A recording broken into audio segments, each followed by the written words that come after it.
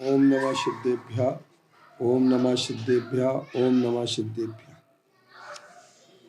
पत्र टिके न जहाँ अधर में, गुण रत्नों का गिरिवर हो। कितना विस्मय किसे नहीं हो, जरा देख लो सिरपुर को। देवों के भी देव पार्ष जिन, अंतरिक्ष में शांत रहे। युगों युगों तक दिगंबरों का, जिन शासन जयवंत रहे। प्रायः हर शब्द विषय का और हर शब्द का पर्यायवाची शब्द भी बहुत मिलते हैं। दिगंबर शब्द का पर्यायवाची जब हम देखने जाते हैं तो बौद्ध साहित्य, वैदिक साहित्य, जैन साहित्य और इसके साथ साथ उपनिषद साहित्य, पुराण साहित्य में अलग अलग नाम से भी मिल जाते हैं। ऐसे नामों को जब हम देखते हैं तो संक्षिप्त में हम इतना कह सकते हैं कि ऐसे किसी प्रकार की शंका का स्थान नहीं रह जाता है कि ये दिगंबर शब्द के लिए सूचित कर रहा है अथवा नहीं।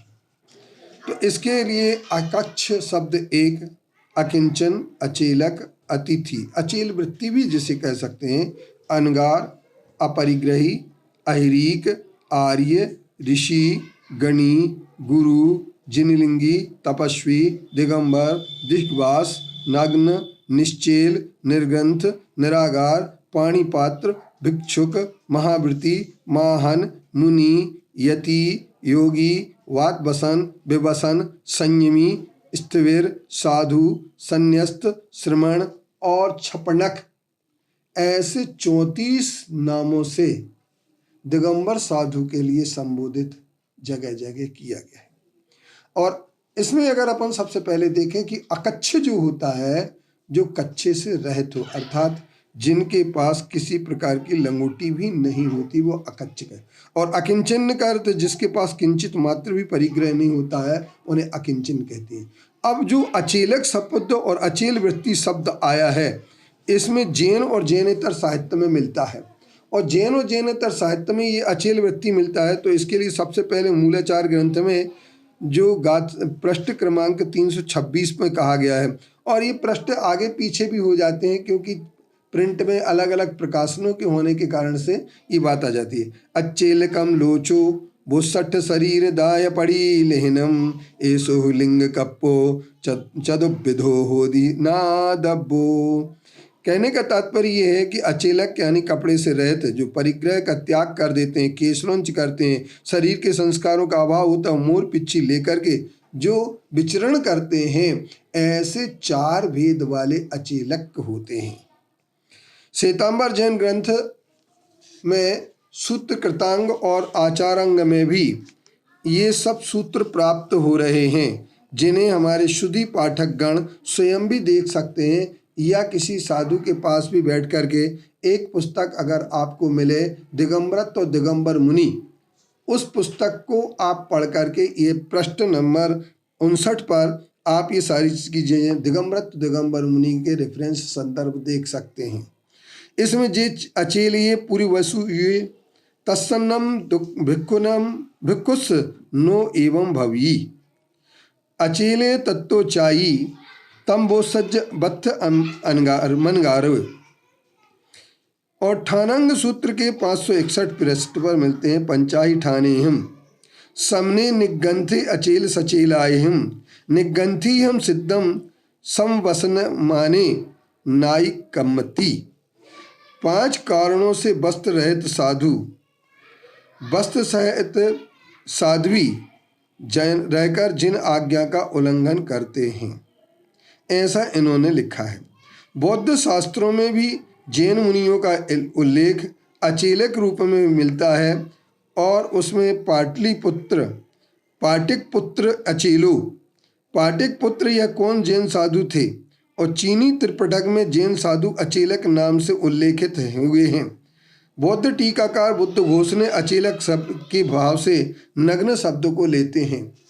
इस तरीके से हम ये कह सकते हैं कि हमारा जो अचेलक वृत्ति शब्द है, दिगंबर साधु के लिए मिलता है और अतिथि शब्द भी दिगंबर साधु के मिलता है, जिनके व्रत उपवास आदि करने की ग्रस्त श्रावक के समान अष्टमी चतुर्थी आदि की चतुर्दशी आदि की कोई तारीख निश्चित नहीं होती है, वो अतिथि कहलाते हैं। न तिथि इति अतिथि।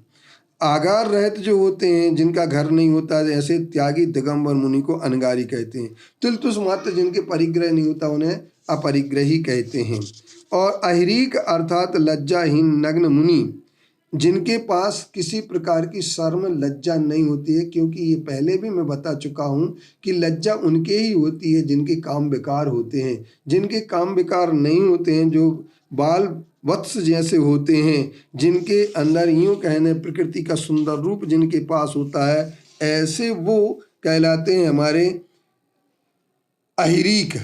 और अहिरीक शब्द को कमलशील बौद्ध न्याय के विद्वान ने अहिरीक से उल्लेख किया है और उन्होंने अपने तत्व संग्रह के पृष्ठ 486 में वाचस्पति अभिधान कोश में भी अहिरीक को दिगंबर मुनि कहा है। छपण के इसके बाद आर्य शब्द से भी प्रयुक्त होते हैं।